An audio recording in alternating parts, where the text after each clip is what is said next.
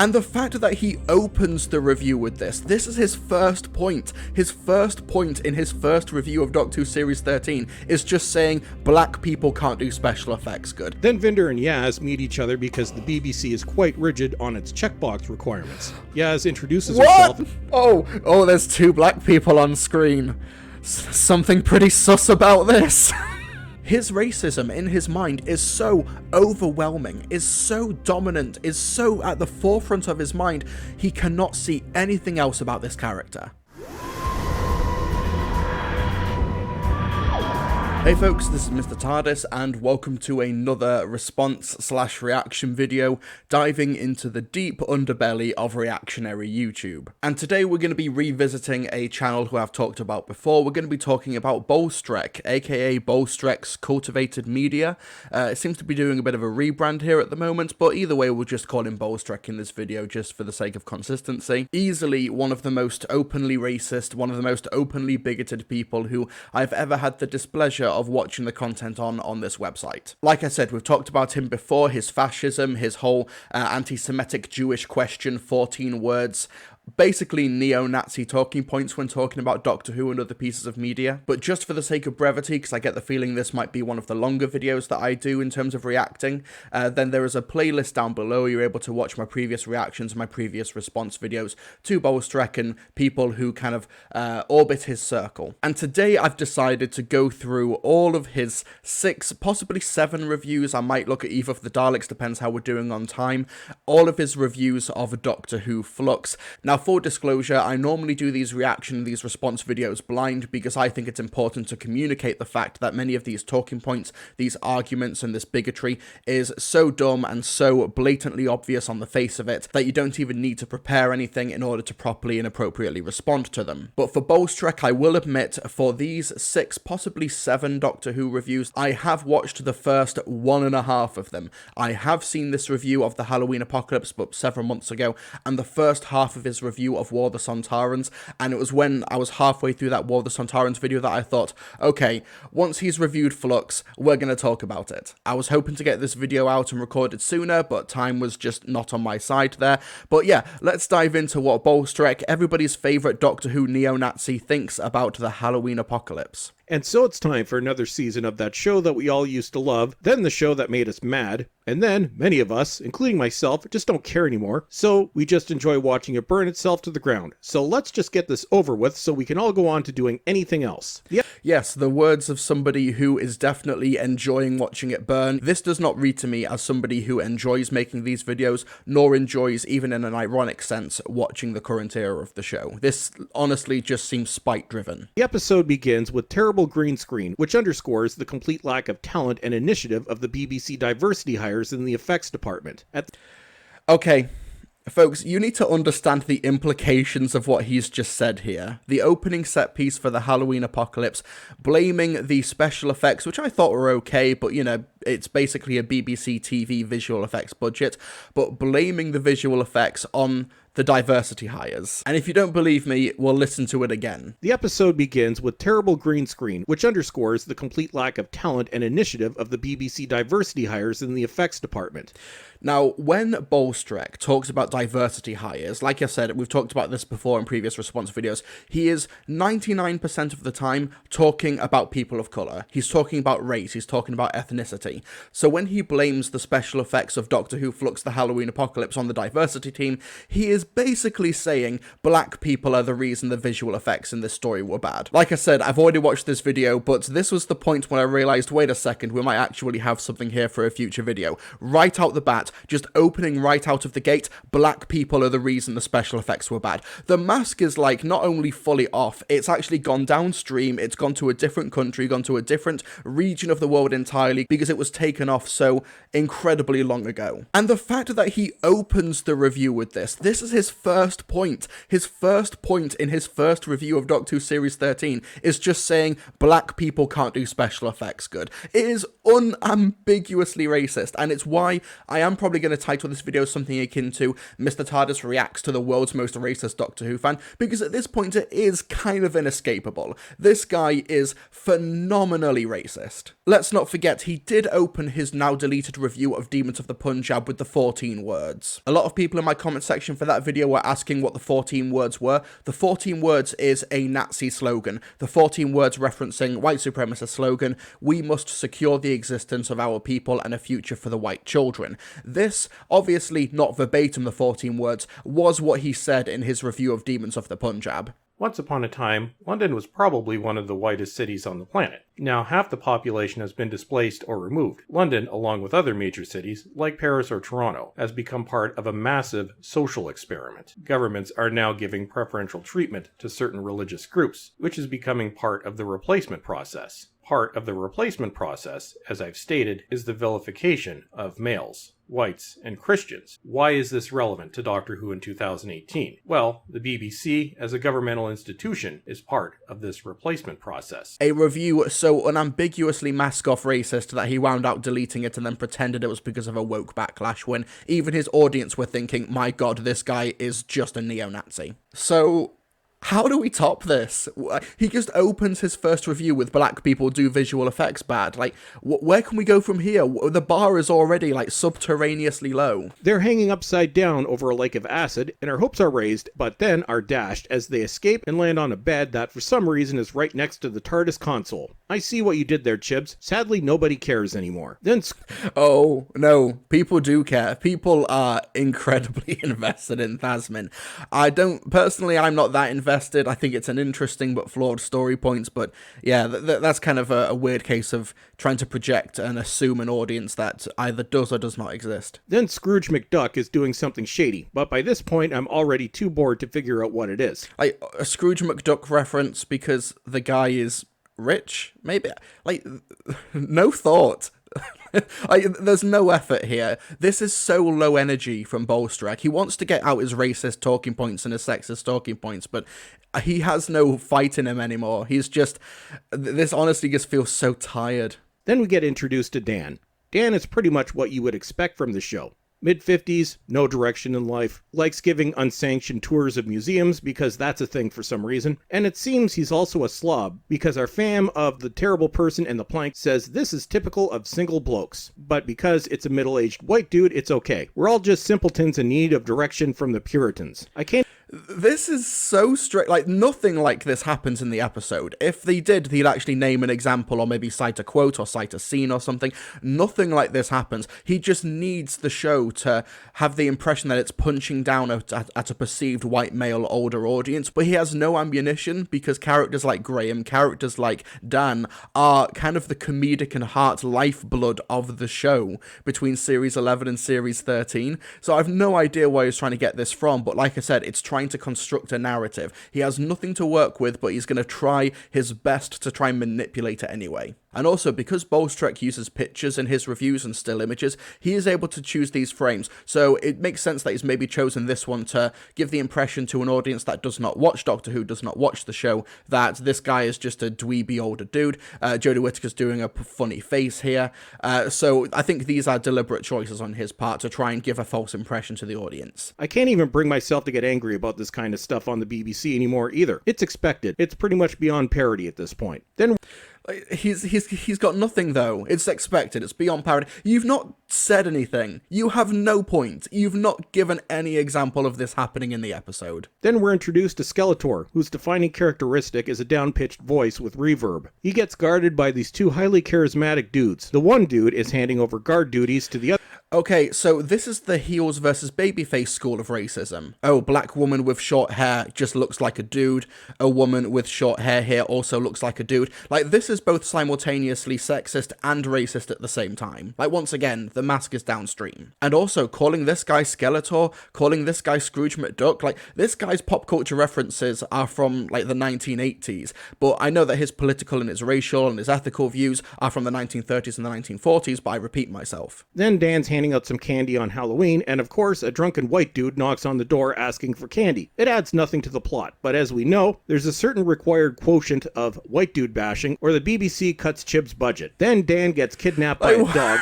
What the hell? Like, this has come from nowhere. In the last video of his I responded to, in the Russ T. Davies video, he said that there was no straight white dudes on British television anymore, and Piers Wenger was part of it, Piers Wenger, the head of drama. And now he's saying, actually, now there's a quota to have a bunch of white dudes here to punch down on. He can't even pick a lane.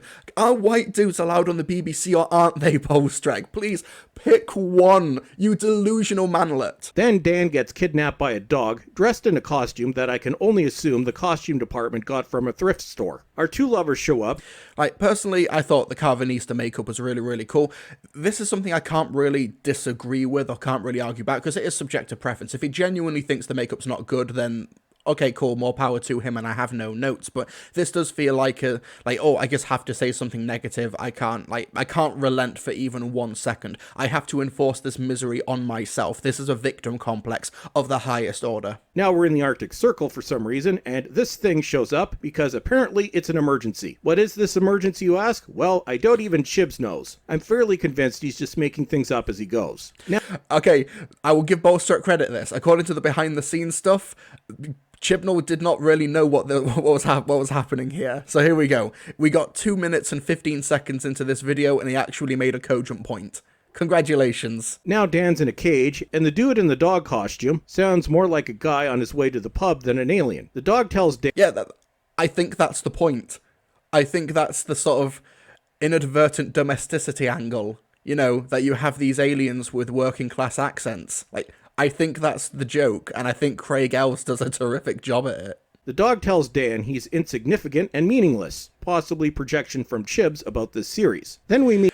Bolstrek, you can't do psychoanalyzing other people when you're the one with the perpetual victim complex here. Like, I think you can't pull it off. Claire. It seems Dr. Nasty and the Plank meet her in the future or past or whatever. Then also, reminder, he calls Jodie Whittaker Dr. Nasty for one reason and one reason only. When Jodie Whittaker did a video for Stylist where she reacts to mean tweets about her casting as the 13th Doctor, she called someone rude who said that it's going to be shit because she's now the next Doctor. Alright, rude. This is specifically, and I've asked him about this before on Twitter, this is the reason he calls her Dr. Nasty. This is it. This guy is so abominably fragile. The embodiment of fragility.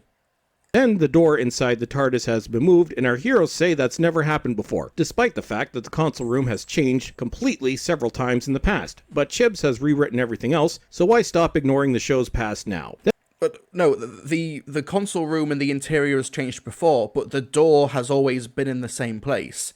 Like, I can't obviously speak for novels or Big Finish or any of the expanded universe, but televised-wise, I do think the Halloween Apocalypse is the first time that the door has changed location. So this is him trying to make a snide comment about Chris Chibnall not knowing the canon, and it just seems like Bolstrek himself does not know the canon. Once again, he just needs a cut. He needs, like, some jibe. He needs an insult, regardless of the substance of it. Also, my cats are running around everywhere, so I apologise if you hear bells. I think they heard Bolstrek's voice and thought, oh, here's a little rat we can eat. Then the lovers have a lover's spat. Oh, how cute. It leads to much boring, forced, and terribly acted drama. Once again, he's choosing these screenshots deliberately. He's choosing them deliberately. Like, it's so petty. This is like a child mentality. This is like playground shit.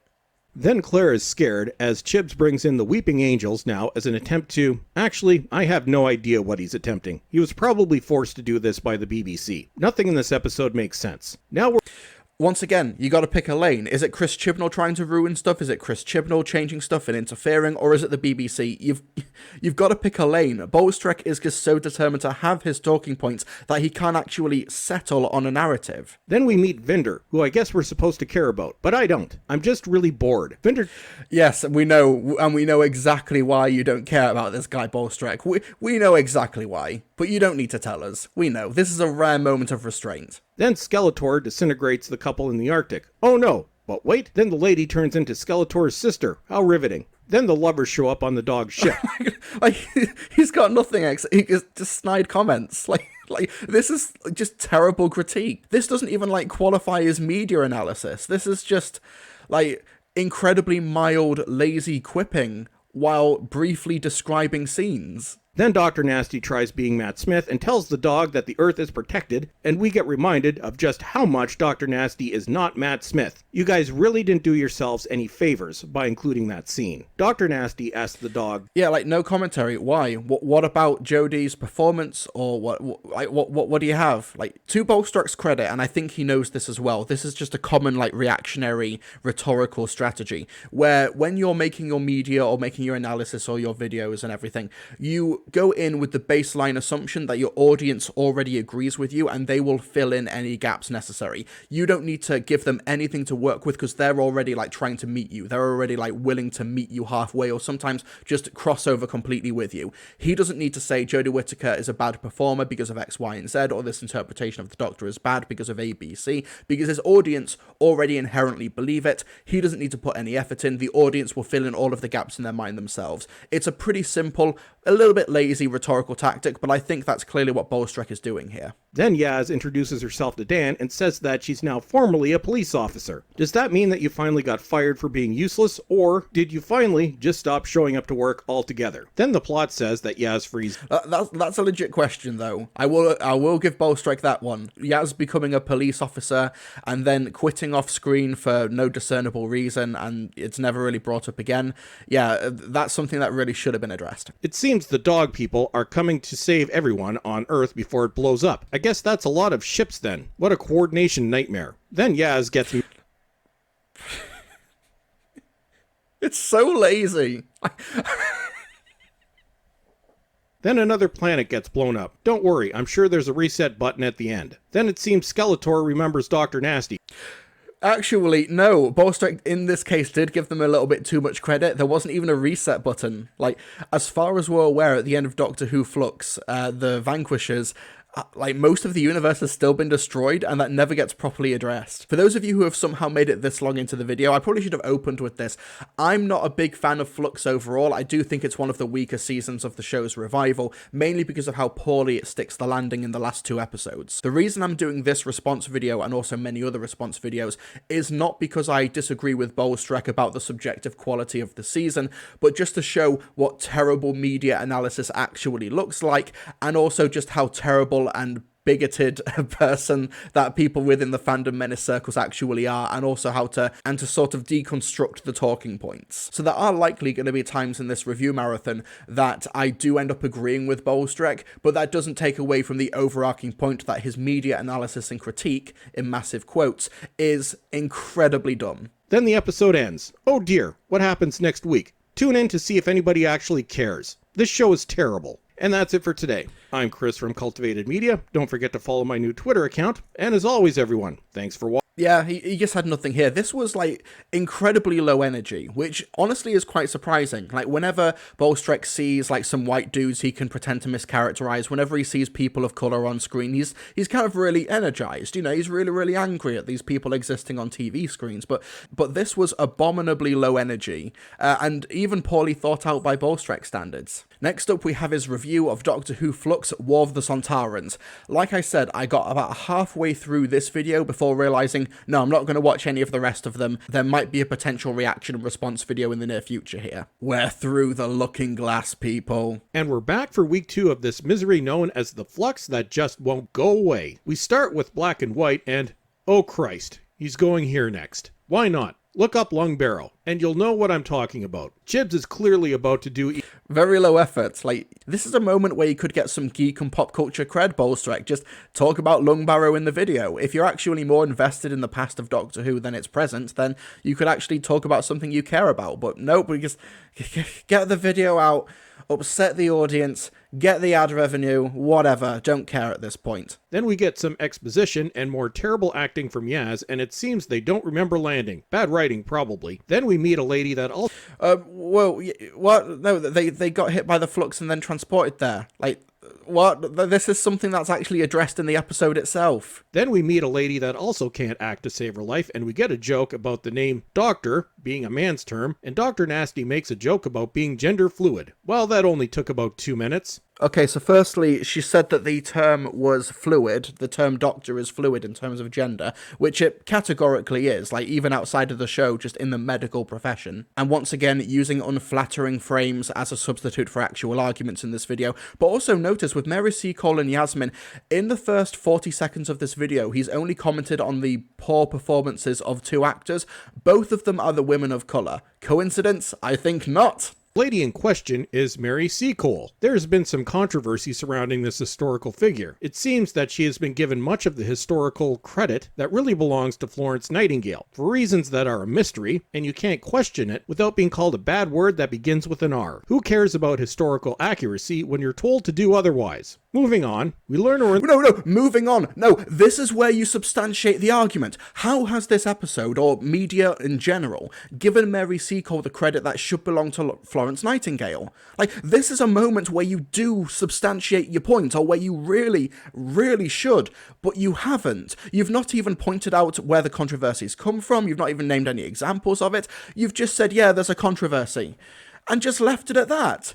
Like, you can't just leave that hanging in the air. Like, what are you on about? We learn we're in the Crimean War, another historical event that I'm sure Chibs won't bastardize. Then, oh dear, it's the Sontarans. Time for Chibs to wreck yet another iconic Doctor Who villain. Then Vinder shows Like, just back-to-back Chib bashing with no point. Like, he has nothing to say. Bolstrak has spoken very passionately in the past about how things should be a meritocracy, but by his own standards, he is flailing around and falling short significantly. Then the Doctor's lover, Yaz the Plank, disappears too, and they both seem quite upset. I have a feeling this won't be for good. The Doctor needs her lover, and the BBC has to maintain its roster of checkbox quota hires. Then Once again, without any substantiation, without any quotes, without any citations, without any proof and evidence, just once again, just going to the diversity, just taking issue with that, just in and of itself, this is just unambiguous racism. And it's all coming back to me now. It was after this video, this War of the Sontarans one, that JXE, she did like a short debate with Bolstrak, and they started talking about War of the Sontarans. Okay, I think I might actually have to go to JXE's version of it, because there's no like visual reference on Bolstrak's end. And yeah, and they start talking about the BBC Diversity and Inclusion Strategy from 2018, which is the one that Bolstrak railed against for his review of Demons of the Punjab. And then in this debate, he admits, even though making it a core point of his argument and one of his issues with current Doctor Who, that he hasn't read it for several years. As just having them as targets, I see really no issue in that at all. Certainly not the same issue that you're describing. Yeah, and this is also why I'm going to be doing another video on it, because I know it has changed over time, so I want to read the most up-to-date version of the document. And I'm still basing it on the way I read the document back in, say, 2017. The version I read was the 2017 version. Oh, no, sorry, the 2016 version.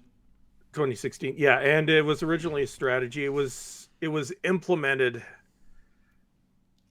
I'm saying, I think it was 2018 or 2019. I do need to reread the strategy, but it's not even so much the strategy itself. For me, this goes with anything, whereas there doesn't appear to be anywhere in the document, unless you can point it out to me that I'm wrong. But I don't think that there is anywhere in the document where it describes these targets as being rigid quotas. Yeah, and like I said, that's something that I'll do a Jen Psaki thing, and I will circle back to that. But again, it's the question as to whether or not it's rigidly enforced. Well, we've already established that it doesn't say anything about it being rigidly enforced. So we'll take that as it is. Oh, what a slime ball. Oh, there's nothing here that says it's rigidly enforced. Oh, so we'll say that it is rigidly enforced. Oh, what a, yeah. Slimy piece of shit.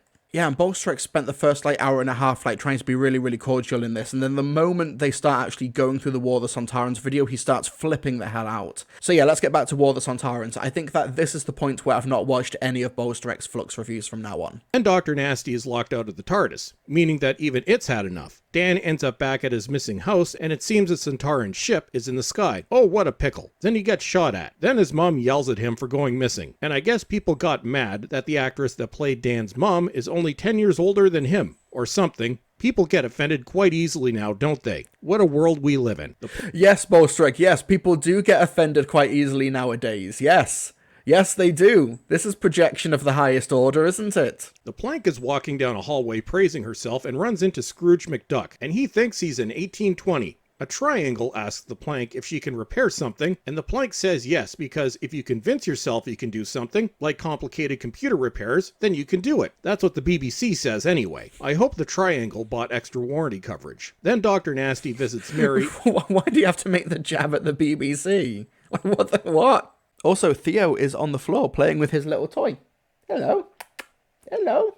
Great, now I've got to reset the camera. Hope the cat shot was worth it. It seems history has gone bonkers. Don't worry, it's a very low effort level of bonkers. It seems Mary has been trying to help the enemy and is hiding it from General Dumbass. Nothing wrong with treason, I guess. Dr. Nasty makes fun of the Sontaran. Whoa. That's what Mary Seacole did. That's one reason she's called Doctress of the Fallen, because she didn't discriminate between either sides of the conflict in certain respects. Now, in media depictions, Mary Seacole helping the Russian forces during the Crimean War is a little bit overstated, but it did happen. There were examples of her helping and tending to the wounded on both sides of the Crimean War. That's one reason she's famous. And that reminds me, early on in the video, he mentions that Mary Seacole has been thought of as a controversial figure recently, and when questioned by Jay on that on the live stream, Bolstrek said, she used to use the N-word a bunch. Okay, so Bolstrek, you know that Mary Seacole used to use the N-word a lot when she was around, but you don't know that she used to help the opposing forces, which is the reason she's famous? I'm not expecting Bolstrek to be a complete history on Mary Seacole and the Crimean War and the history of medicine and the history of doctoring and nursing as a profession, but this is so questionable. This would be like if Bolstrek was watching Victory of the Daleks and said, this Winston Churchill chap, I've heard he's a really controversial figure, his racism, his imperialist views, and yeah, he's a really controversial guy. Prime Minister? When? All I'm saying is that Bolstrek knowing Mary Seacole for her use of racial slurs and not her medical wartime work, it shows where his priorities are. The Sontaran refuses to believe the doctor is a woman, and here we go again. They let the Sontaran escape for plot reasons, and it's not the fact that they don't believe she's a woman, it's she hasn't given her identity away. Gender is a part of it, but it actually doesn't explicitly get mentioned in the episode. Even on the battlefield later on, when the Doctor encounters the Sontaran commander, he just says, "You deceived my soldier." It wasn't, "Oh, you're a woman." The episode really understated it, but Bolstrek makes it like it's a massive big deal. Once again, misrepresenting the content of the episode to an audience that are already livid about the gender change. They let the Sontaran escape for plot reasons, and General Dumbass is not happy. Would you expect less, dude? This is Doctor Who in 2021, and you're a patronizing old white dude. You have no authority here. Our friends follow the... Who were the military commanders during the Crimean War, Bolstrek? I thought you were against diversity hires. Who else is going to play this type of role? Our friends follow the Sontaran and discover that they're actually a bunch of Sontarans. And Mary is left to watch them because she's so super that apparently she doesn't need sleep. The disgraced Sontaran... Mary Seacole would stay awake for, days on end, because that was the wartime climate. It's something that she had to do in order to do her job to the best of her abilities. Why do you know that Mary Seacole used racial slurs, but you don't know this? The disgraced Sontaran says he can bring Dr. Nasty to his boss, so she can lecture to him while growling. Then the disgraced Sontaran gets shot. By the way, lecture to while growling just means exposition when you're a woman. I know I didn't need to translate it, but I just thought it was good to have it on the record. Next, Dan's parents are telling him that the Sontarans came out of nowhere, and Dan decides to spy on them. And his dad gives him a frying pan as a weapon because, old white dudes are morons. Take that, boomer. Then Vinder and Yaz meet each other because the BBC is quite rigid on its checkbox requirements. Yaz introduces herself... Oh, there's two black people on screen. Something pretty sus about this. I know a lot of people have said to me, I used to watch Bolstrek, but then I saw that he went completely off the deep end. But no, Bolstrek was always like this. He's not deviated from this script over the past 4 years. This is the same logic, the same application of bigotry that he's been doing since he's been covering this current era of the show. He has not changed his approach. People have just noticed it more. Yaz introduces herself as a police officer, even though last week she said she was no longer a police officer. So did you quit or did you not quit? Doubtful you got fired because I believe that's illegal now in the UK. Competence and actually showing up to work means nothing in 2021, it seems.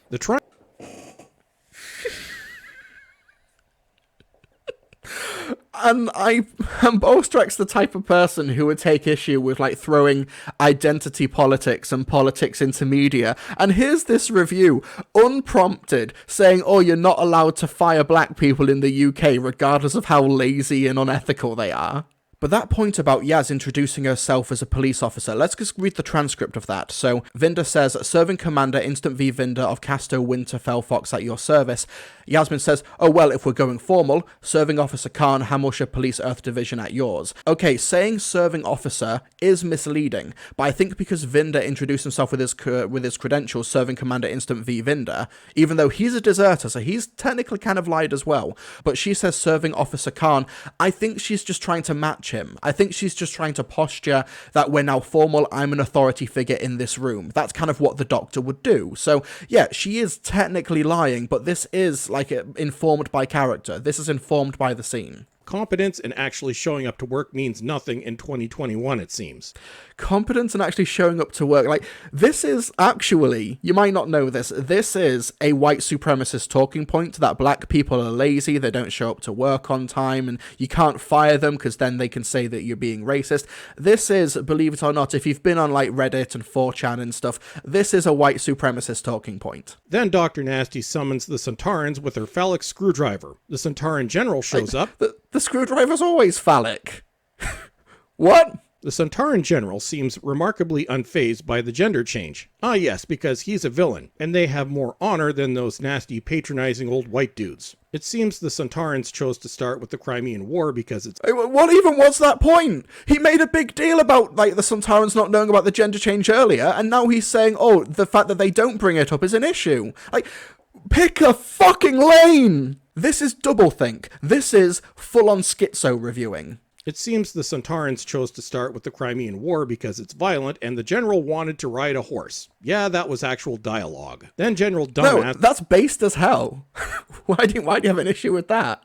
Holds a gun to the Doctor's head because he doesn't want peace. He wants to fight because the script says so. Now both sides have ganged up on Dr. Nasty. Great work. It's quite an accomplishment to be that unpleasant. Then a bloodbath ensued. This isn't even something that's exclusive to the 13th Doctor at this point. I think it was even in the last Sontaran story with the 10th Doctor, where he was trying to stop UNIT and the Sontarans from fighting each other and wasn't able to do it. You don't even need a Sontaran story. This happened all the time with the 3rd Doctor. This happened in Warriors of the Deep with the 5th Doctor, where he was trying to stop them from fighting each other. Like, this is just the Doctor being caught in the middle of two flawed opposing sides. Like, this is the show. This is Doctor Who. Next, Skeletor and his sister make a return visit with this other dude, and they're mean to the triangles. I'm surprised that he didn't have another 1980s reference for the sister of Skeletor. Like, Evil Lynn is right there, like the second in command to Skeletor in the He-Man show. Like, okay, so it turns out he doesn't even know his own pop culture references. Typical Bolstrek, what a fucking fake nerd. Then it seems Dan doesn't know the difference between tempura and temporal because they have to portray him as a moron. Like, he just mishears them. He doesn't know what temporal is because he's a guy from Liverpool who has never travelled in time or doesn't know anything about space travel. Like, if you don't like the joke, that's fine. But it works in character.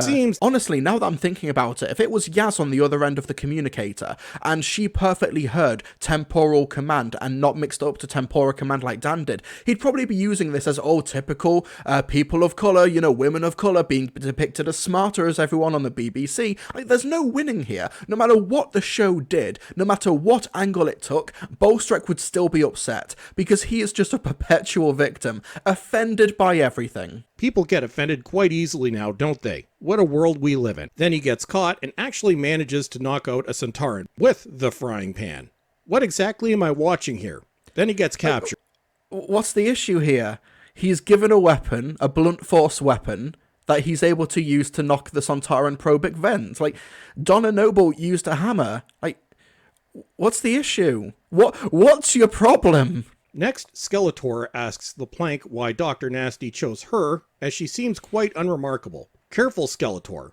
Talk like that will get you cancelled. And why? Well, Dr. Nasty needed a love interest, and the BBC has requirements. Then Skeletor strangles Yaz and makes fun of Vinder, who's apparently a failure. Well, nothing like failing upward at the BBC. Then Skeletor...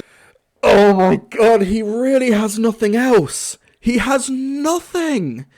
Like, if he actually had examples of falling upward at the BBC, which, honestly, it does happen, but not for the reasons he thinks it happens, he'd name them, but he has nothing. His hand is empty. The dog from the previous episode shows up to save the day, and remembers to call Dan an idiot, because I don't see that joke ever getting old. Now we're back to crime. Yes, unlike you constantly referring to the BBC's diversity or falling upwards at the BBC or inclusion at the BBC, yeah, that won't ever get old at all, but him calling Dan an idiot, now that's the real repetitive moment. Now we're back to Crimea, and learn that all the casualties were human. Well, that's what you get for not listening to Dr. Nasty, General Dumbass. Then Yeah, like, he means this as an insult, but this is the plot of 90% of Doctor Who stories.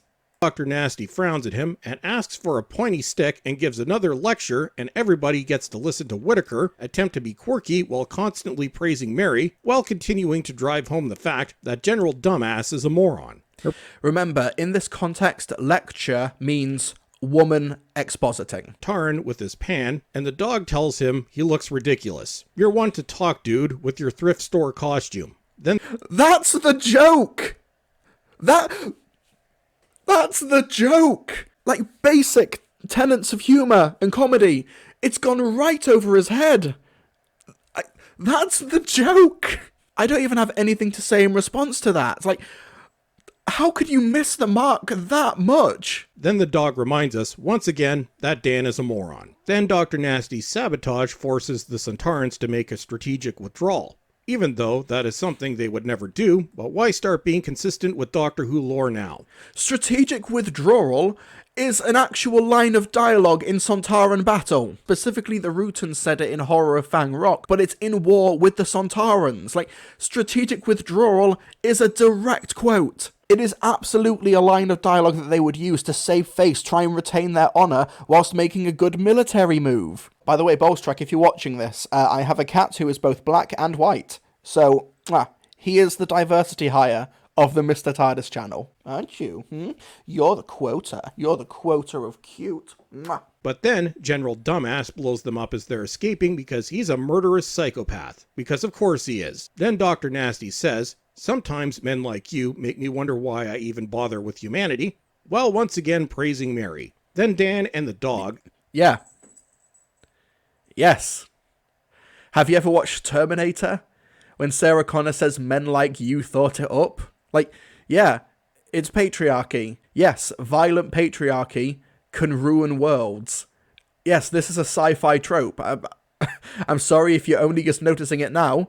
I'm sorry if Doctor Who Flux War of the Sontarans is your first ever exposure to this, but yes. Successfully blow up the ship in the 21st century. But Dan, of course, takes the credit, and Dr. Nasty invites him to... Yeah, he joked about it. Like, what is this guy's, like, complete inability to comprehend even the most basic of humour? Like, Chris Chibnall does not write good or clever jokes. Sometimes, on, you know, one of the rare occasions, Broken Clock twice a day, he's able to write funny jokes. But his jokes are always very, very simple to grasp. Even if you don't find them funny, you at least can think, yeah, I got that was meant to be a joke, or I understand what he was going for here. But with Bolstrek, he fails at that. Basic media literacy has just not even entered his brain. Come with her, because they need a punchline, and it's now up to the dog and his friends to protect the Earth. It says so much about Bolstrek's victim complex that Dan, who in the Halloween apocalypse is idolized as a really lovely stand-up guy who wants to make the world a better place, who volunteers at food banks, who's so passionate about his city, about his culture, about Liverpool, that he does his own unprompted tours at the museum, and the show idolizes him as a lovely, great stand-up guy. But Bolstrek, because he's just a white guy in this show that he's decided hates white guys, has decided that no, he's actually an idiot piece of shit. Like, Bolstrek has completely abstracted the character of Dan, completely done a character assassination of this character in his reviews because he needs to feel victimized and he needs to let his audience think that this is what's happening in the show, when honestly for characters like Graham and Dan, they're thought to be like beacons of humanity. Like, what was it in the end of the Battle of Ranskorav Kolos where the Doctor says to Graham O'Brien, you're the best person I know.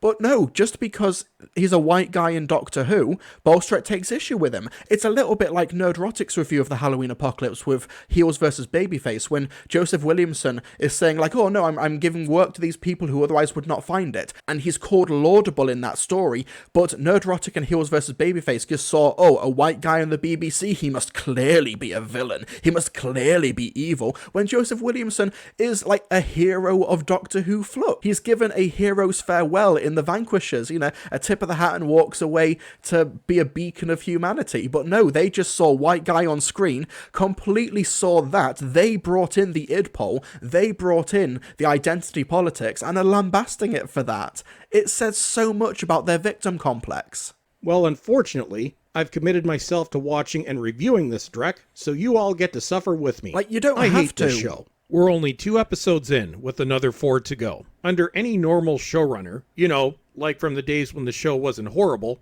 I would say that's far too few. But in this case, it's far too many. They also had over 2 years, and this was all they could come up with. It took me 4 days to finally get around to watching this episode, which is the longest I've ever delayed watching a new episode since the show came back. I hope you all appreciate what I do for you.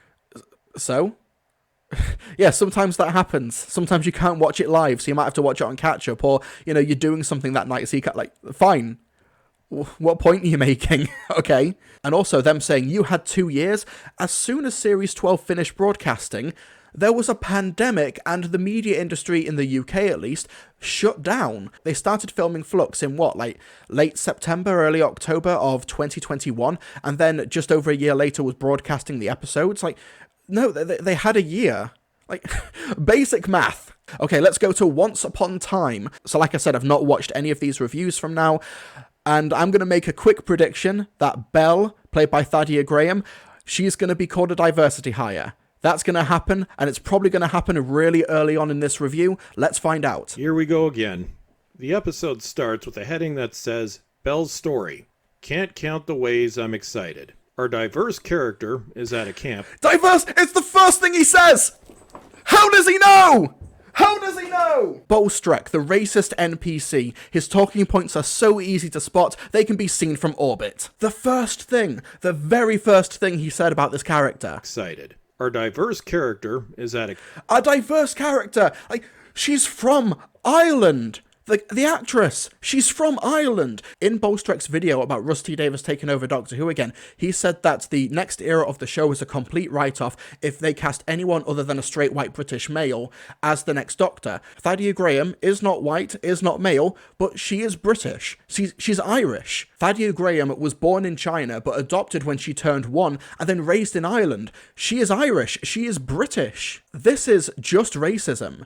Bolstrek just saw a Chinese person on screen and thought, diversity hire. No way did she get here from merit. No way did she get here because she passed an audition process fairly or anything. No, she is not white, therefore diverse, therefore bad. The fact that he opens his videos with just blatant racism and people still try to argue that Bolstrek isn't a white supremacist. Diverse Belle says things don't make sense Oh, Diverse Belle. So that's just going to be the nickname for her now. Like, it's not just a descriptive that I'm going to say at the beginning. That's the nickname now. He's just taken this character and has made their non-whiteness now just part of who they are now. Like, he's the one who's brought in the identity politics here. His racism is so overwhelming in his mind, he can't get past it. His racism in his mind is so overwhelming, is so dominant, is so at the forefront of his mind, he cannot see anything else about this character. Nothing is going to stop Diverse Belle from getting to someone, apparently.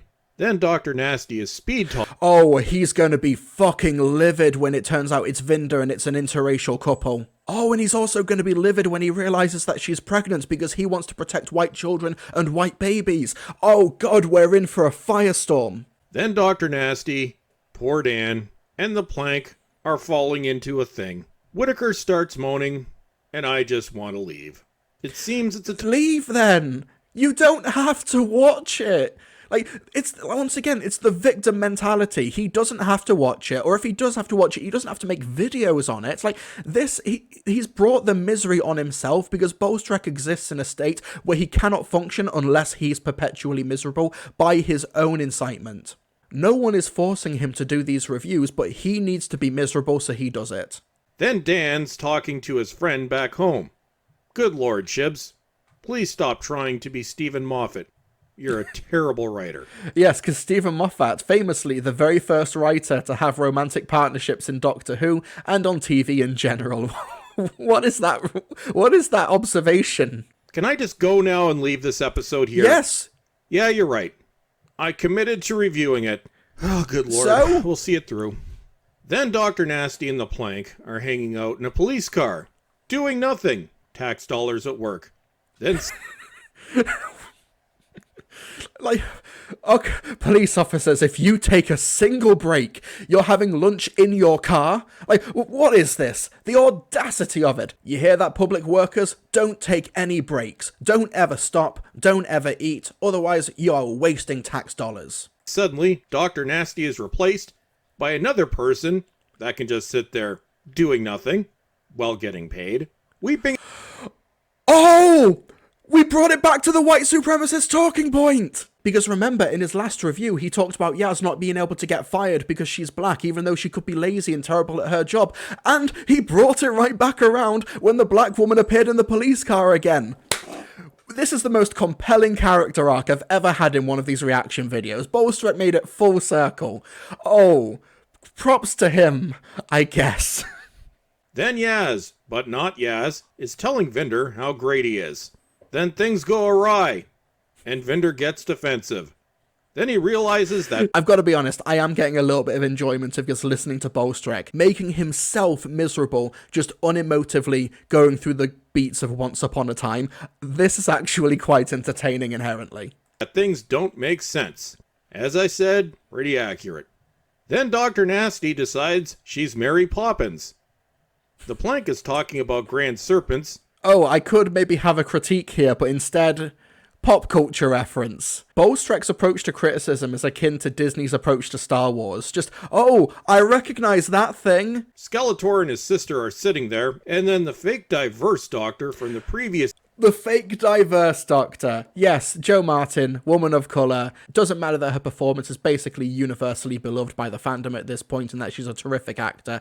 And from what we can tell, on and off screen, just a great person. No, diversity hire. Doesn't matter. No, Bolstrek cannot see beyond skin colour. He can't do it. He literally is incapable of doing it. Like, there's a Paleolithic part of his brain that is just stopping him from doing it. While I do think this is worth pointing out, I'm starting to feel a bit sorry for the guy. I think he might need, like, real psychological help. And Diverse Belle is flying a ship and talking about how great she is and looking at badly CGI'd Cybermen while playing with her pet watch thing. Then a patriarchal white dude is being condescending. Yep, it doesn't matter if he's a mafia guy. It doesn't matter if he's played by great Craig Parkinson, given a really good performance and a pretty underserved character. Nope, just white guy on screen. This must be some sort of racial BBC thing to make people hate white dudes. Change the fucking record, dude. Now Weeping Angels are in the video game. So the Plank breaks the game, and her sister complains about being single. Next, No, she complained about the breaking of the console, didn't she? Like, she talked about being single at the beginning of the scene. Like, but it's like, are you even watching? Are you even watching what you're meant to be critiquing? Like, I know you don't care, but you've got over 40,000 subscribers and people who, believe it or not, do listen to you and take your opinions quite seriously. You at least owe them a modicum of, like, respect just by watching the thing that you're meant to be criticizing. Then Diverse Belle says her mission is love. The Cyberman says this is stupid, which I agree with. Then Belle shoots the Cyberman. Yes, love, compassion, wanting to find your loved ones in the apocalypse. Yeah, that's stupid. Of course Bolstrek would take that approach. He has contempt for all life. Except for white people, white children specifically. They need protecting. That's so gonna get clipped out of context. Vinder's white male boss continues being patronizing. It makes clear that he's a jerk. A murderous jerk, it seems. Then Yeah. General Yaz is yelling at Vinder, and Vinder gives a speech. Then he does something that's virtuous, or something. Then he's sad. Too bored to care. Then poor Dan turns into the The dog. thing is, I'm sure he is bored. I'm sure the boredom is genuine, but he absolutely cares. He absolutely cares, and that's the funny bit. That dichotomy is psychologically quite fascinating. And that's it for today. Okay. Okay, really low energy, but still very, very funny. Okay, I've been recording for a very long time, but thankfully, Bolstrak has done us the courtesy of putting episodes 4 and 5, Village of the Angels and The Survivors of the Flux, into one video. Let's go! Why was there no video last week? Quick answer is I couldn't be bothered. I reached the point where I would rather do anything else than watch this dreck. But unfortunately for me, Then do anything else. I've committed to reviewing this crap up to the festive special. Last week we had a little ditty called Village of the Angels. Some people said it was good. I'll proclaim that it was the least crap of the 5 entries of crap I've watched thus far. But that doesn't mean it wasn't crap. The Angels have been done to death already. By much better people. The acting was atrocious as usual, the dialogue was awful, because they had to dumb it down a lot so the current fan base can comprehend what's going on. Such You as? could say it's written for 5-year-olds, but that would be an insult to 5-year-olds, and I don't want to equate 5-year-olds with Chibs fans Such and as? J-bots, or J-stands as the current term seems to be. Such Regardless as? of what they're called, y'all need help. After their encounter with the Oh, the projections coming out of the screen. Angels, Dr. Nasty and Fam end up in 1967. Our guest this week is Professor Sniggly Fritz, who tells us a bunch of sciencey stuff about the things. Sniggly Fritz? Like, that's not even a pop culture reference or anything. I think... Are you having a mental breakdown and now you're just saying random words? And let's not forget his friend, who is the willing subject of Sniggly Fritz's patriarchy and experimentation. She has wings. What? Like, I think she volunteered for these experiments. Like, but no, just a dude doing experiments is now patriarchy? Bolstrak, you fucking misandrist. The mean old dude and lady are looking for Peggy, their great niece who's gone missing. Whatever could this mean? Of course, Chib sets this dude up to be the worst great uncle ever. And as usual, Yaz So? the Plank gets to go on about what a great cop she is, while lecturing to the old dude about being terrible. I guess all you need to be a really great cop is never show up to work, as I've said over and over again, and I'm tired of saying. See, then don't bring it up then. You're the one who is completely uninstigated, bringing up these white supremacist talking points. No one's forcing you to do this. Is it the voices, Bolstrak? Are they in your head? Are they telling you to do racism? If you do, seek help. That's how things work now. You get hired based not on intelligence or ability and get praised for being the best ever, despite being useless and never showing up to work. No wonder these people get such a big head. Now back to the old dude. These people, you know, I would say that watching Bolstrak reviews is akin to being fucked by a chainsaw, but I can't even say that because I know for a fact that being fucked by a chainsaw is a much more pleasurable experience than being fucked by Bolstrak. No wonder these people get such a big head. Now back to the old dude. We aren't meant to like him. So much so that when the old couple gets exploded into stone after great niece Peggy is discovered, great niece Peggy is glad they, especially Uncle Patriarchy, are dead because he was a dink. Well, they took you in, didn't they? And judging from what... So basically, from Bolstrak's perspective, and we've seen this before, I think it was Heels versus Babyface, you need to be, if you're a white dude in media, you need to be a patron saint. You need to be unfallible. You need to be a perfect representation of a character, and if you're flawed, if there's anything wrong with you, if you've done anything wrong in the media in question, then all of a sudden it's sexist against men, it's racist against white people. Like, imagine needing to watch media where your own race specifically is perfectly depicted, where you have no flaws, there's nothing wrong with you. Like, even characters like Dan and Graham in this show as well have been insulted by this guy, so there's nothing that the show can do to make them feel good. This is just them getting upset over nothing. And to be fair to Chibnall though, this is pretty decent writing on his part, where he needs to be able to demonstrate the threat of the story, the stakes, and that people can die when touched by an angel. So how better to show that than by having characters who it's, quote, okay to kill, be the victims of it. Like, that's just media shorthand. Like, when somebody in media kicks a dog, then you know that they're up for the chopping block, basically. Is it cynical? Is it a shortcut? Yes to both, but it's effective, it's a trope. Although this does make sense, I do believe this is Chibs further pandering to the J-bots, who sure have a harsh reality check coming their direction when they finally grow up. Of course, Vinder's annoying. Reality check, like, we're in a diverse world with diverse people, but Bolstrek absolutely flips out whenever they appear on his TV screen. He's the one who's got the rude awakening coming. God, whenever Bolstrek finally emerges from his basement and steps out blinking into the sun, and he sees women and people of colour on the street, oh boy, he's ready for a rude awakening. Diverse friend is back and manages to run into people that are even more annoying than she is. Okay, that's a pretty funny frame. He's got some real Captain Jack Sparrow vibes here. Whitaker's acting keeps getting more over the top, and Skeletor's sister seems to have some inconsistencies with her character arc. Or does she? Who really cares? Like, such as, like, are you not even going to name a single specific? Like, it's just becoming more and more obvious with every passing video that Bolstrek has nothing to say. He doesn't actually have anything to complain about outside of the identity politics. Because if he did, he'd name it. We are currently watching review 4 of 6, and I don't think Bolstrek has actually had a single complaint or critique that wasn't laced with identity politics. We learned through Psychic Brain Lady that the division uses angels to do its work. Well then, how do performance reviews work? Then we get hinted. What? Yeah, blimey, someone who's worse at comedy than Chibnall. Did anybody think it would be in any way different? This is Chibs, and he's mad because people didn't like what he did last year. Did anybody think he was actually going to fix it? These are not very nice people and will do anything to destroy what others love. Yep, it's just villainize and abstract people who make creative decisions that you personally disagree with because you don't really have any sort of substantive rebuke or anything. Just know they've broke it. They broke it. But how they broke it? It's broken. Like, grow the fuck up, dude. Destroy what others love. Dan the Plank and annoying Peggy end up back in 1901, and we find out that the mystery... Wait, no, sorry, I'm kind of losing track of the Bolstrek continuity here. Dan is the Plank now, right? I thought that Yaz was the Plank. Like, which one? Who's the Plank? Then Professor Sniggly Fritz also gets stuck back in 1901, and Dan makes fun of him. Yep, nothing traumatic about this at all. It's not like he can never return. Then Dr. Nasty gets... Yeah, that's pointed out. What? It's turned into an angel, and this is meant to be an impactful moment. I just hope she stays like that. It would make the show so much more tolerable. Anybody with a brain should know exactly where this is going because Chibs doesn't do subtle. He doesn't have the writing ability. What's the division and the fake doctor's place in it? Well, you say that he doesn't do subtle, but he's still writing above your level, Bolstrek. You're not even picking up on basic plot moments. If anything, Chibnall probably should have dumbed it down even more so that Bolstrek can understand the stories. Then it's time for Chibs' 5th masterpiece of the year, Survivors of the Flux, also known as Chibs Gives Real Fans the Finger again. Okay, so before we get into this one, Survivors of the Flux, cards on the table here, I think that Survivors of the Flux is Chibnall's worst script for the show.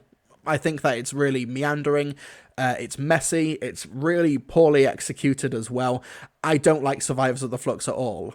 With that being said, let's see how Bolstrek completely misrepresents it. The problem is the real fans have left and don't care anymore. But he thinks they still care, and that's what makes this somewhat amusing. I was once as diehard a fan as you get, and I literally felt nothing as these revelations were made. Well, actually, I did laugh a few times, as the ideas are so preposterous and inept that you can't help but laugh at them. Dr. Nasty gets unstoned and growls at the angels for a bit. Then Dan and the Plank are in 1904, and have decided that they're in an Indiana Jones movie. Might as well. That franchise is being destroyed too, and of course Dan...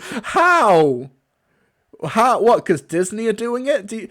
Because Phoebe Waller-Bridge is being brought on to help to write it?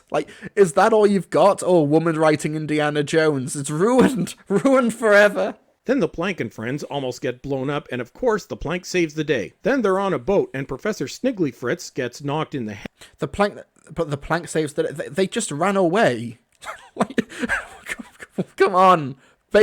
Basic cause and effect, Bolstrek. Know it. Then Dr. Nasty blathers at her lover Yaz as a hologram for a bit. It seems the Earth is exempt from the crazy toilet flux and is about to become a target for space refugees. Wait, I don't think the BBC will like where you're going with this. Never mind. I'm sure they'll turn things around. Almost certainly with a lecture. We learn that...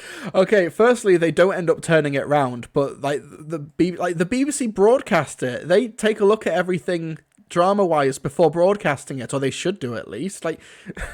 What even is this point? Unironically, though, this should actually be one of the few moments of the revival that Bolstrek is completely on board with, because in this speech, the 13th Doctor says, if the flux is destroying the universe, if planets and stars are being wiped out, there will be displaced creatures who need a home, somewhere to take over. I'm kind of surprised that Bolstrek didn't, leap on that, but he's like, oh, even when something agrees with me ideologically, I can't acknowledge it, because I just need to be negative. Even when the show is completely in step with his own political ideology, it just goes right over his head. Chibnall should have dumbed it down a bit more. Then Vinder shows up because they have to force him in, or they get yelled at for on-screen quota violations. Oh my god! He has nothing else! And remember, we went through this before, he hasn't read the diversity and inclusion strategy. By his own admission, he hasn't read it! But this is still a key buzz term for him. He's a walking, talking Dunning-Kruger. He, by his own admission, has no idea what he's talking about, but he feels very, very passionately about it. Then we learn that the Division can destroy universes and create universes, which means that the Time Lords and Gallifrey have now jumped... No, they can't create universes. They just hop from Universe A to Universe B. That's the plan. Yeah, Chibnall, you should have dumbed it down a bit more. Bolstrek needs to follow. The Shark too. Also, why didn't the Division use their wacky monkey business with time powers during the Time War? You think that might have been useful. Mystery Lady is mad at That's actually a good critique, and I also think it falls in line with my issue with the Division, in that the Master destroying Gallifrey just raises more questions than it does answers about where the Division have been, who's part of Division, things like that. Okay, Broken Clock is right twice a day, Bolstrek has got a good critique there, the Division and their involvement or lack thereof in the Time War probably should have been brought up. Apparently the Doctor's inspiration is dangerous enough. Well then, since it's this version you're dealing with, you don't have to worry about much. This one doesn't inspire anyone, she just lectures and growls at people. Mainly white dudes. Then we get the revelation, He says, unironically, while she's, quote, lecturing, to a white woman. Said you're a moron if you didn't already figure this out, that Mystery Lady is Tectoyun, who I dubbed Cannon Destroyer last year, who's gone from kidnapping and torturing children. And remember, the Cannon Destroying that he's talking to in his review of The Timeless Children was specifically and almost wholly because there were prior incarnations of the Doctor who weren't white. That was Bolstrek's, that was the line that completely blew it for him. That was something he could not abide by. Non-white incarnations of the Doctor destroyed the canon. It seems it was Cannon Destroyer that had the Doctor's memories erased. And well hidden, I guess, because the Doctor didn't question this for 57 years. You'd think something might have slipped out at some point. Not... What? What? They don't have the memories, so of course they don't know it's happened. That's the whole point. Then we have some more boring quota scenes with Vinder, and he meets boring quota scenes, aka black person in a scene. Oh, it's so shameless. It's so unabashed. Oh, I've just started making... No. Oh, wait. Sorry, I accidentally clicked on a full fat video. For a moment there, I almost had good Doctor Who criticism. Then Dan, the Plank, and Professor Sniggly Fritz have a meeting with whatever the hell this character's... So it's not Dan the Plank, it's Dan, the Plank. Sorry, Bolstrek's, bored tone of voice and his lack of reading ability is, really throwing me off here, sorry. Then Yaz gets offended after some dude calls her a pretty girl. What? Would you have preferred he called you ugly? Then Cannon Destroyer tries... Said with the confidence of someone who has never had a meaningful interaction with a woman in his entire life. And yeah, you go into the transcript and Yaz kind of leans into it. Somebody says, wouldn't want a pretty girl like you seeing any ghosts. And she says this pretty girl can look after herself. It's these two you've got to worry about. Come on, Bolstrek, you've got to watch the episode. You have a rabid audience and you're not even watching it. Then Skeletor disintegrates Cannon Destroyer. Great. Now, if you could do that with this entire era, it would be greatly appreciated. Now we get to find out what happens next week. Can't wait. I can't understate how much I hate this show. And that's it for today. You can't understate how much you hate this show, but you can't actually state any good reasons that aren't to do with identity politics. It's mad. I do not like Survivors of the Flux. I think it's a really bad episode. But even it deserves better, more substantive critique than what Bolstrek is giving it. Okay, we've got one more video left with Bolstrek reviewing The Vanquishers, a story, once again, I don't think is very good. I was slightly entertained by it, but I don't think it's that good and really holds up. I think it really drops the ball for the whole Flux story, but let's see what Bolstrek has to say. And we've come to the end of Chib's latest disaster piece. We could say it's unprecedented, but it's not. We've already seen this twice before. Absolutely nothing is surprising here. But what's really pathetic is the Jody stands are still desperately trying to portray this steaming pile of trash as the best thing ever. Nobody with a brain that hasn't been washed, Such as, do you have an example? understands this. But then you have to look at these people. I've said it over These and people. over again. They've only convinced themselves they like it because they are so desperate to fit in with their little online communities. None of these people have anything going for them in the real world. No friends, almost certainly no job, no future. For them, even going outside is like Dracula stepping out into the sunshine. So last week, Chib's Okay, so the first 40 seconds of this video, we have an insane amount of projection, but that's a whole other issue to untangle entirely. And we don't have a single name person, we don't have a single quote, we don't have a single screenshot or anything. Once again, this is what we call in philosophy constructing a public. Just create an imagined group of people, say that there's these issues happening, say that all of this is happening, say that there's this group of people who are doing X, Y, and Z, and just rely on the abstraction so that you can get your audience to believe whatever you want to believe. Bolstrek has done this before in the past, he's still doing it now. It's so plain as day, he doesn't even have the courtesy of a single example. presented his latest dumpster fire, and like most of this series, I couldn't even bring myself to laugh at it. I was just dumbfounded at how horrendous it was. You said at the last episode that you were laughing at it. Like, God's sake, I found a plot hole. She goes to visit the dog and Diversity Girl, just to remind us that they're still a part of this, because apparently we're 4 episodes, 3 videos, and every time he's referred to Belle, just Diversity Girl. Like, unable to even comprehend mentioning her in any capacity other than her race. Like, this is just madness. this because apparently we're supposed to care. Then suddenly Kate Stewart shows up again to talk to the world's most unremarkable ensemble in the part that was obviously meant for John Barrowman until he got cancelled. Then Dr. Nasty version Who the Hell Cares shows up. Hey, actually, that doesn't really add up or make any sense, because the, quote, cancellation of John Barrowman, which we need to remind ourselves he got supposedly cancelled because he was committing sexual harassment in the workplace, which obviously I'm not completely surprised that Bolstrek is defending that, but here's where we are. The timeline of Captain Jack being in Series 13 just doesn't add up in terms of his cancellation, because Doctor Who Flux had already been filming for about 5 or 6 months when said cancellation happened. Once again, Bolstrek is just pulling stuff out of his ass, and we've mentioned this before, he has no idea how the concept of time works, where somehow 2 years becomes 1 year, and according to this, John Barrowman couldn't have been Flux because he was going to be cancelled 6 months after they started filming. Nah, don't buy it. Then Dr. Nasty version Who the Hell Cares shows up, and her over-the-top acting makes me want to punch something. And of course she has to hug her lover. Then If seeing a woman on screen compels you to physical violence, then you are just not safe around people, Bolstrek, okay? You are just not safe in the workplace. next, the Sontarans in their new poop-inspired costumes are trying to take advantage of the nonsense. Poop inspired, like, it's the classic series designs. Are you saying the classic series designs were poop inspired? Way to just insult the classic series that you seem to venerate so much. Then Diversity Girl says Dr. Nasty is insane while she's doing some flying stuff. No, not insane, just desperately trying to act like she's insane. Kind of like every annoying, untalented auto-tuned pop star tries to convince people that they're wacky out of desperation to develop a personality. Then Whoa. There's a lot to unpack there, and I hope your therapist is able to help you with it.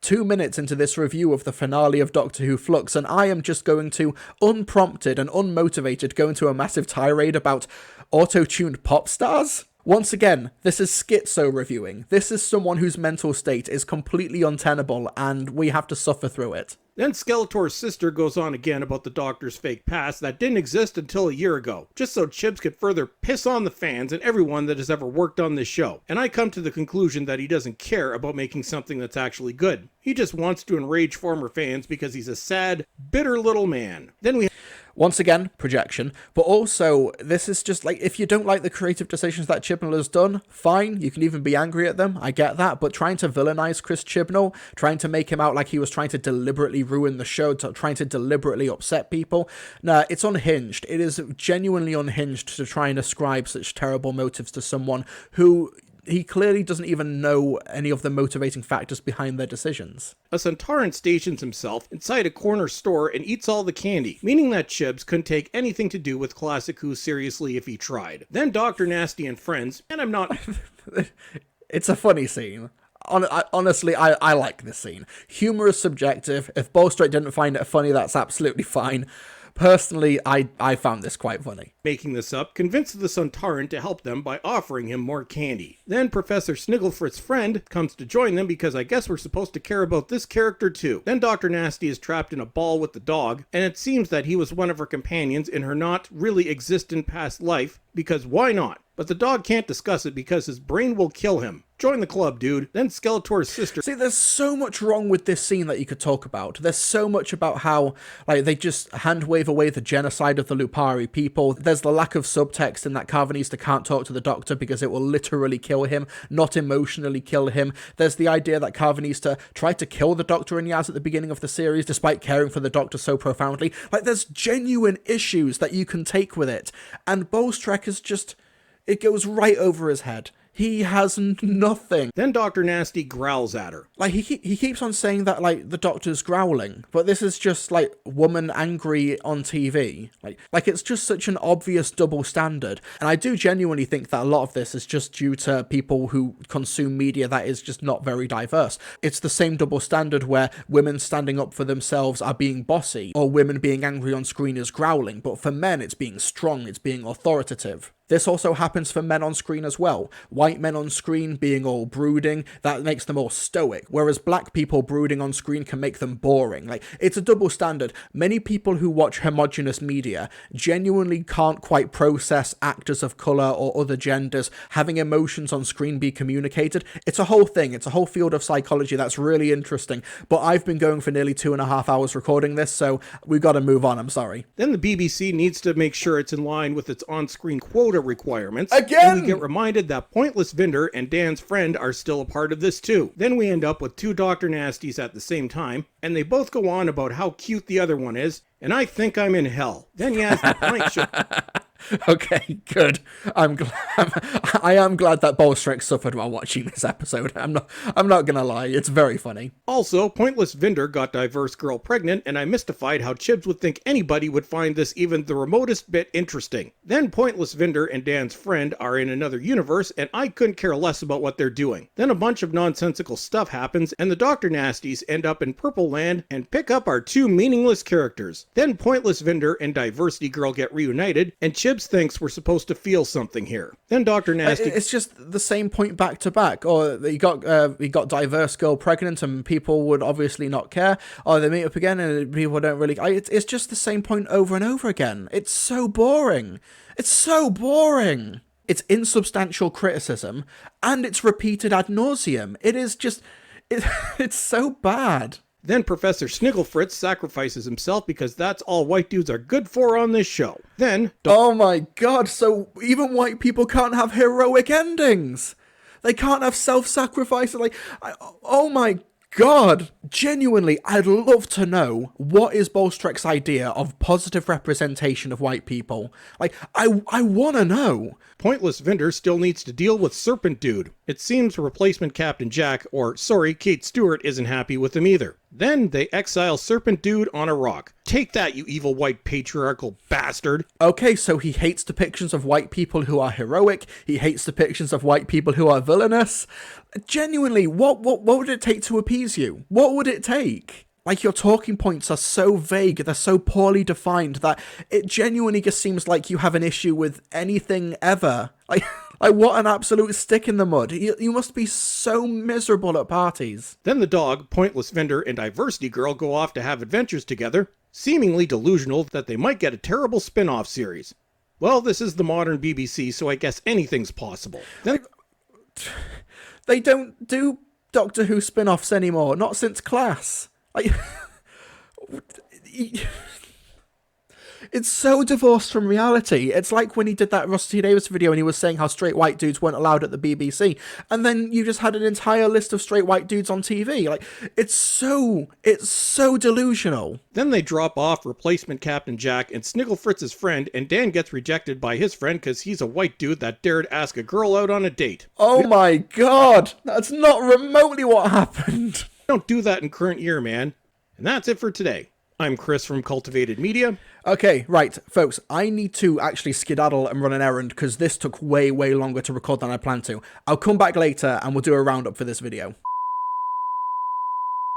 Okay, I'm back. I had some errands to run, and now I'm sorted. I've refilled my coffee. Let's continue. So at time of doing this video, it seems that Bolstrek has not actually reviewed Eve of the Daleks or Legend of the Sea Devils, but I think that if he did, we'd know exactly what the talking points are. But yeah, the main thing that I wanted to demonstrate with this video is that even with episodes in Doctor Who Flux that even I don't like, and I think it's one of the weaker seasons of the revival, all things considered, that there are actual reasons to get annoyed at the series. There are some actual critiques that you can levy at it, at least from my perspective. I think you can do that quite fairly and quite easily. But even with those obvious open goalposts, Bolstrek just takes none of them and just goes for the identity politics left, right and centre. And he's so obviously overt with it. Like I've said before, he's never actually hid it before. The guy's been doing white supremacist and neo-Nazi rhetoric for several years at this point now. He's never hid it. But I think demonstrating it and actually reacting and pointing it out in this video might go some way to just demonstrating how obvious and upfront he is with it. And how Flux could have been significantly better written, could have been significantly better put together,